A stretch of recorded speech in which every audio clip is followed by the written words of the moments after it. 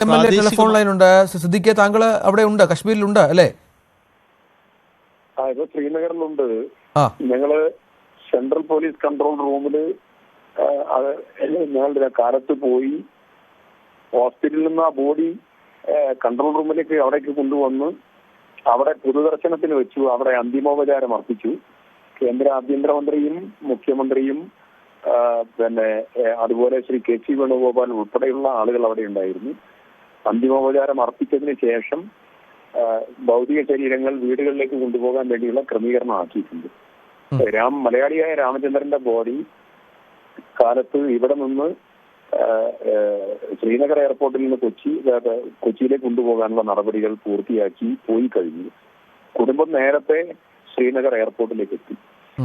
മകൾ ആരതിയും അതുപോലെ കൊച്ചുമക്കളും അതുപോലെ രാമചന്ദ്രന്റെ ഭാര്യ ഷീലയും ഷീല അറിഞ്ഞിട്ടില്ല ഇതുവരെ ഭർത്താവ് മരിച്ചു എന്നുള്ളത്. അവർ നേരെ അങ്ങോട്ട് പുറപ്പെട്ട് അവരും ബോഡിയോടൊപ്പം അനുധാവനം ചെയ്ത് പോയിട്ടുണ്ട്. ഈ സംഭവം നടക്കുമ്പോൾ നിങ്ങളൊക്കെ ഏത് ഭാഗത്തായിരുന്നു MLA? ഞങ്ങൾ ശ്രീനഗർ ഏരിയയിലായിരുന്നു. ഇതറിഞ്ഞ ഉടനെ എല്ലാവരും പൊതുവെ ഒരു വിഭ്രാന്തിയും പ്രയാസവും മാനസിക സംഘർഷവും പിരിമുറുക്കവും നല്ലപോലെ അനുഭവപ്പെടുകയാണ്. ഇന്ന് ഈ സെൻട്രൽ പോലീസ് കൺട്രോൾ റൂമിന്റെ പരിസരത്ത് ബോഡി കൊണ്ടുപോകാൻ ഒരുമിച്ച് അന്തിമോപചാരത്തിന് വെച്ചതായ സ്ഥലത്ത് കുടുംബാംഗങ്ങൾക്ക് ഇരിക്കാൻ ഒരു പവലിയൻ ഒരുക്കിയിരുന്നു. ആ പവലിയനിൽ ഹൃദയഭേദകമായ കാഴ്ചയാണ്. അലമുറയിട്ട് കരയുന്നവർ, സ്വയം മർദ്ദിക്കുന്നവർ, അങ്ങനെ അടക്കാൻ കഴിയാത്തതായ വേദന അനുഭവിച്ചുകൊണ്ടിരിക്കുകയാണ്.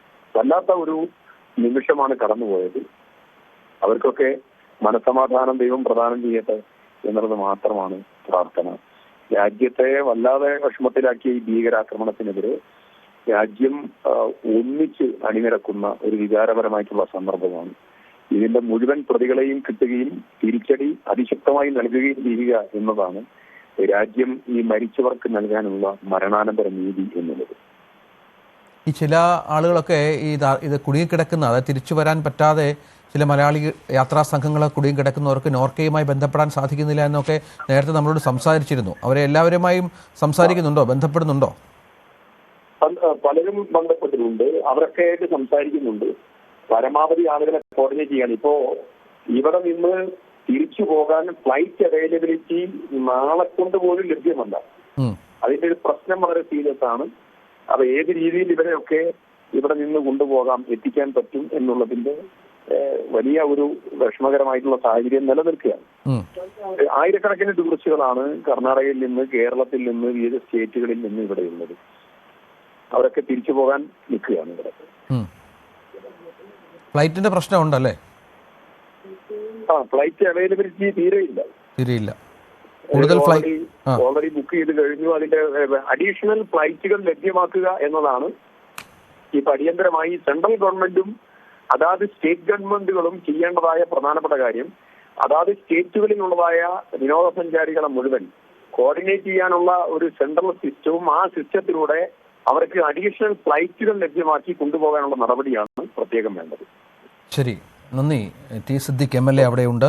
അദ്ദേഹം ഇത് വിഷയത്തിൽ കോർഡിനേഷൻ നടത്തുന്നുണ്ട് എന്നാണ് വ്യക്തമാക്കുന്നത്. അദ്ദേഹത്തിൻ്റെ സാന്നിധ്യം അവിടെയുണ്ട്. മലയാളികളായ ഒരുപാട് പേർ അവിടെ കുടുങ്ങിക്കിടക്കുന്നുണ്ട്. അവരെയൊക്കെ ആ തരത്തിൽ തിരികെ കൊണ്ടുവരിക എന്നുള്ളത് ഒരു പ്രധാനപ്പെട്ട കാര്യമാണ്. പലരും രാവിലെ സംസാരിക്കുമ്പോഴൊക്കെ പറയുന്നത് ഈ ഫ്ലൈറ്റുകളുടെ, ട്രെയിനുകളുടെ അപര്യാപ്തത വളരെ പ്രശ്നമാണ്. അത് പരിഹരിച്ച് വേണം അവർക്ക് തിരികെ വരാൻ. കാരണം വേറെ പരിഭ്രാന്തി പരത്തേണ്ട സാഹചര്യങ്ങളൊന്നും ഇല്ല എങ്കിൽ പോലും പലപ്പോഴും നമുക്കറിയാം, സ്വാഭാവികമാണ്, ഈ ഒരു സംഭവം നടക്കുമ്പോൾ എത്ര വലിയ സ്വർഗമാണെങ്കിൽ പോലും അവിടെ നിൽക്കാൻ ആരും താല്പര്യപ്പെടില്ല. എത്രയും പെട്ടെന്ന് സ്വന്തം നാട്ടിലെത്തി സമാധാനമായിരിക്കുക എന്നുള്ളതാണ് ലക്ഷ്യം ഉണ്ടാവുക. ആ തരത്തിൽ കാര്യങ്ങൾ മുന്നോട്ട് പോകണമെങ്കിൽ അവർക്കുള്ള യാത്രാ സൗകര്യങ്ങൾ ഒരുക്കേണ്ടതുണ്ട്. അതിനുള്ള തീവ്ര ശ്രമങ്ങൾ നടക്കുന്നുണ്ട്.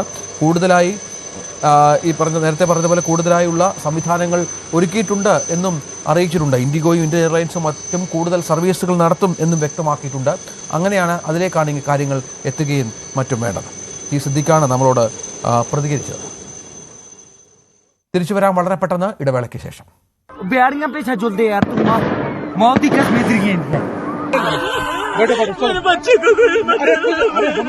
हम इंडियन आर्मी है, बैठो।